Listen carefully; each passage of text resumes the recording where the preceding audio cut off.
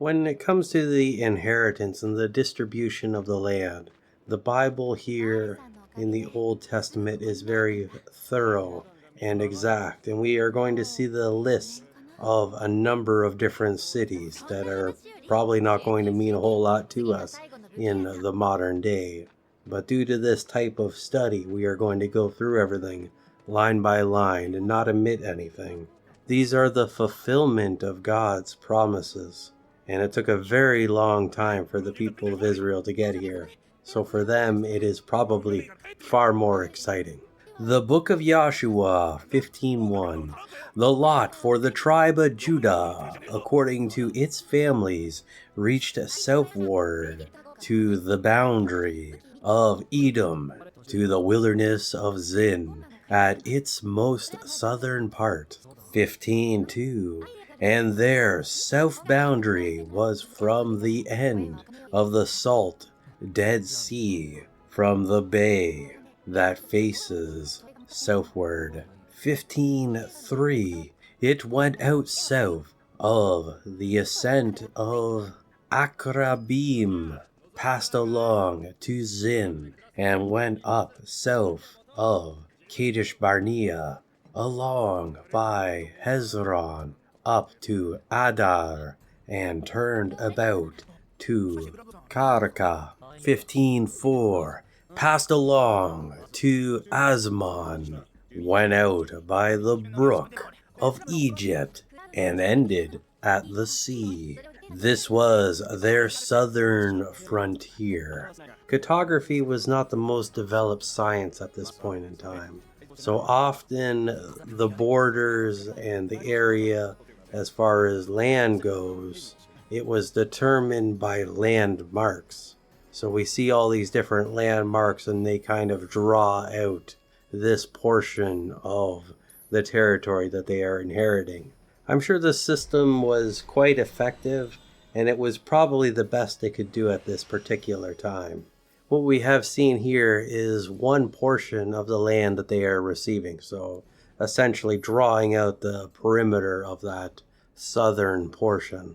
If you focus on the names, some of them we will see again in later books, or we have seen previously when it comes to the battles that Israel has taken part in.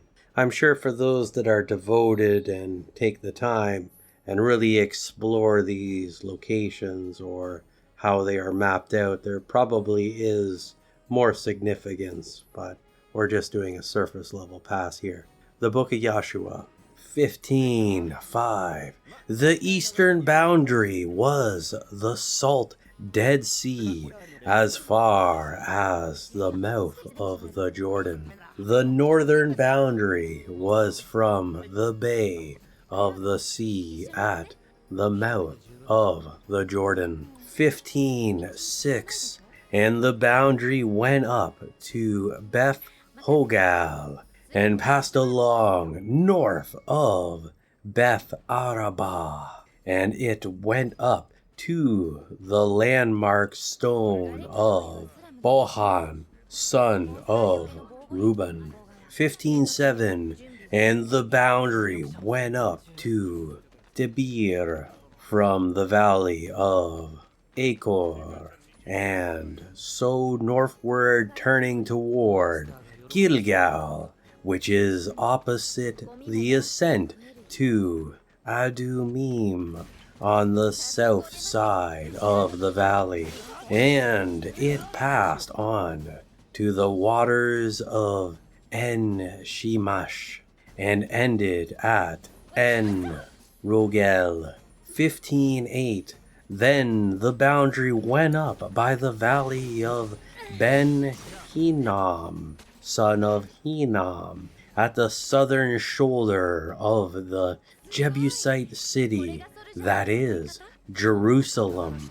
And the boundary went up to the top of the mountain that lies before the valley of Hinnom on the west, at the northern end of the valley Raphaim. 15:9. Then the boundary extended from the top of the mountain to the spring of the waters of Nephtoah, and went on to the cities of Mount Ephraim. Then it bent round to Bela, that is Kiriath Jearim, 1510, and the boundary went around west of Bela to Mount Seir, passed along to the northern side of Mount Jearim, which is Chisalon, went down to Beth Shemesh, and then passed on by Timnah, 1511, and the boundary went out to the shoulder of the hill north of Ekron, then bent round to Shikeron, and passed along to Mount Bela, and went out to Jabneel. Then the boundary ended at the sea, 1512, and the west boundary was the Great Sea with its coastline. This is the boundary round about the people of Judah, according to their families. So here we have essentially the border being described here of this particular tribe, of the tribe of Judah. And as we move forward in the book of Joshua, we're going to have similar experiences with other tribes. But Judah, they're kind of a noteworthy tribe, and some of the land and some of the territory events transpired previously with Abraham way back in the book of Genesis. And there's a lot of events that are going to transpire in this area. There's also some trivia hidden in some of these different locations to events that we have seen before as well. The book of Joshua, 1513. And Caleb, son of Jephunneh, Joshua, gave a part among the people of Judah, as the Lord commanded him. It was Kiriath Arba, which is Hebron, named for Arba, the father of Anak. So we're going to see some more on Caleb here. We saw him mentioned in the previous chapter. He was one of the spies, and there was a portion of land that was promised to him, and we're going to see that they were indeed able to take that land. The book of Joshua, 1514. And Caleb drove from there the 3 sons of Anak, Shishai, and Ahiman, and Talmai, the descendants of Anak, 1515. He went up from there against the people of Debir.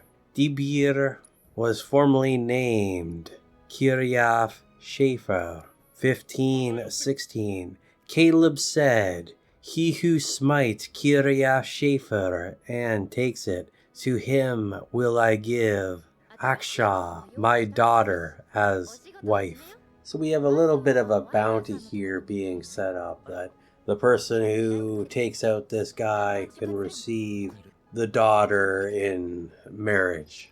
Now, there's some restrictions to this, as we saw previously, way back, that the tribes, they kind of stayed in their own little groupings to a certain extent. They didn't go one tribe to another willy-nilly. They tried to keep their bloodlines a certain way to manage the inheritances in future generations. So we'll see what happens there.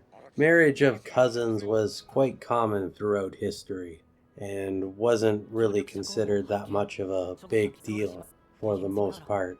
This was a way to kind of keep the power within the family. It wasn't until the year 1091, when the Catholic Church really came out against marriage of cousins, that the transition went from families to the nuclear family.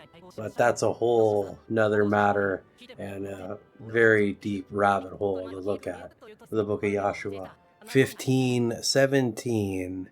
And Othniel, son of Kenaz, Caleb's brother, took it and he gave him Akshal, his daughter, as wife. So Caleb's brother's son slew these individuals, and as a result of this deed, he was able to marry Caleb's daughter. So they would be first cousins.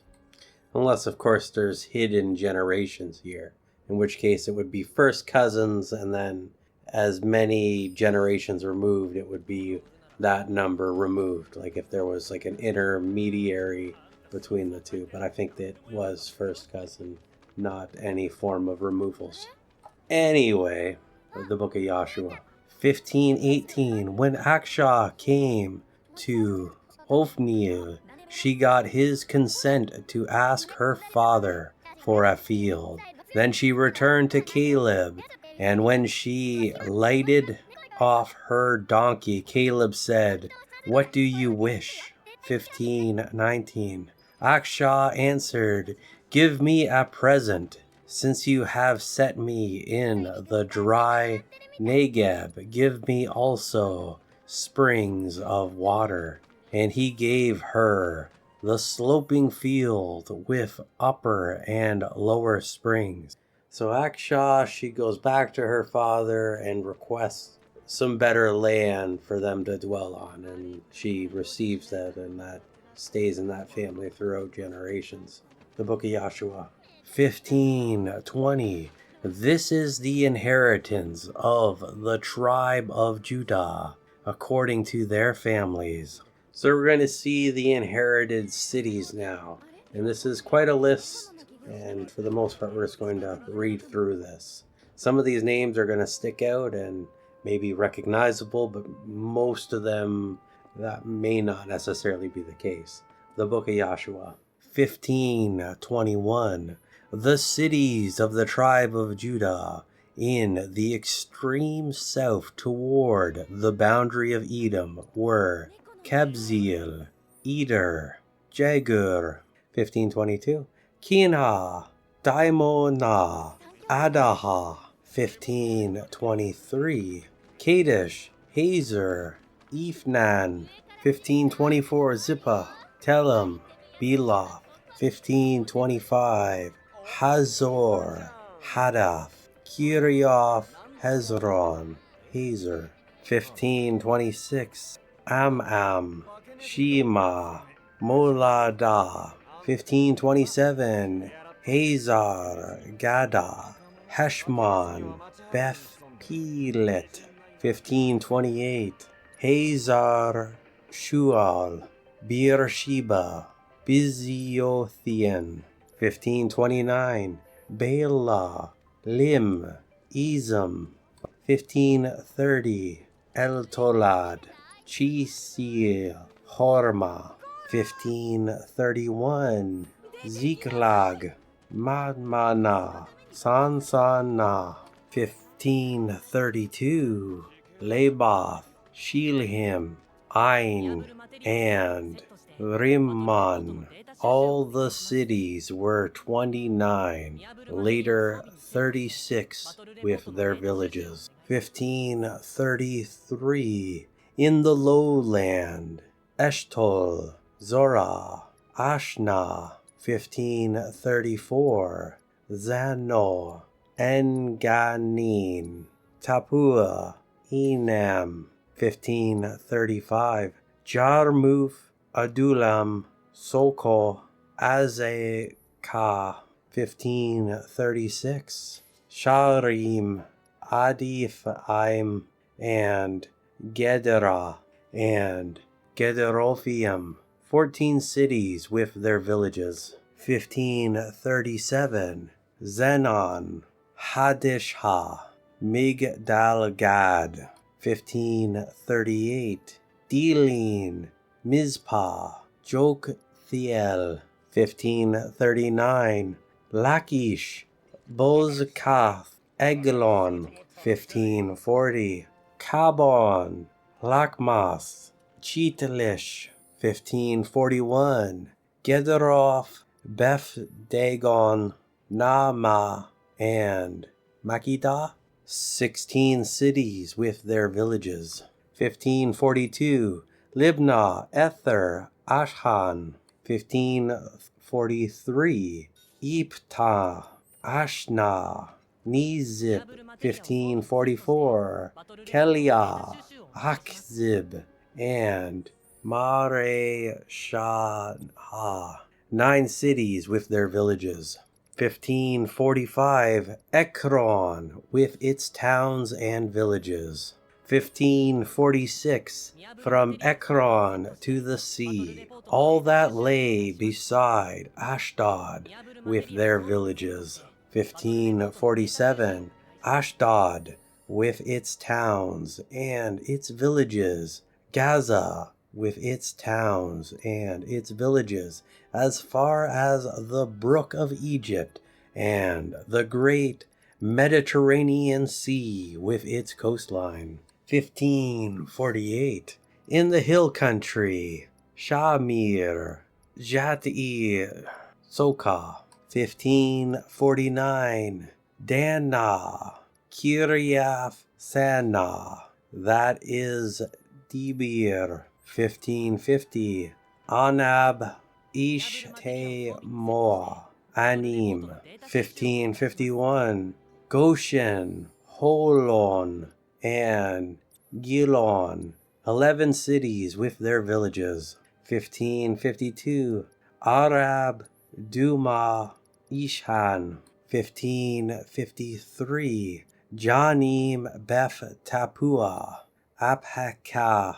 1554, Humta, Kiryaf Arba, that is Hebron, and Zior, 9 cities with their villages. 1555, Maon, Karamil, Sipa, Juta. 1556, Jezreel, Jokdim, Zanoah. 1557, Kain, Gibeth, and Timnah, 10 cities with their villages. 1558, Halhul, Beth Zur, Gidor.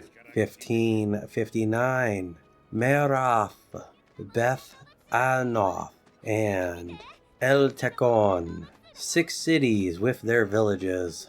1560, Kiryaf Baal, that is Kiryaf Jearim, and Reba, 2 cities with their villages. 1561, in the wilderness, Beth Araba, Midian, Sekaha. 1562, Nibsha, the city of salt, and En-Gedi, 6 cities with their villages. 1563, but the Jebusites, the inhabitants of Jerusalem, the people of Judah, could not drive out, so the Jebusites dwell with the people of Judah at Jerusalem to this day. So there's quite an extensive list of all these cities that they have taken possession of. And at the end here we see that Jerusalem is not one that they were able to take complete control over. So they would have to share with the Jebusites. And that's going to lead to conflict over time, as we'll see. Either way, we've reached the end of the chapter.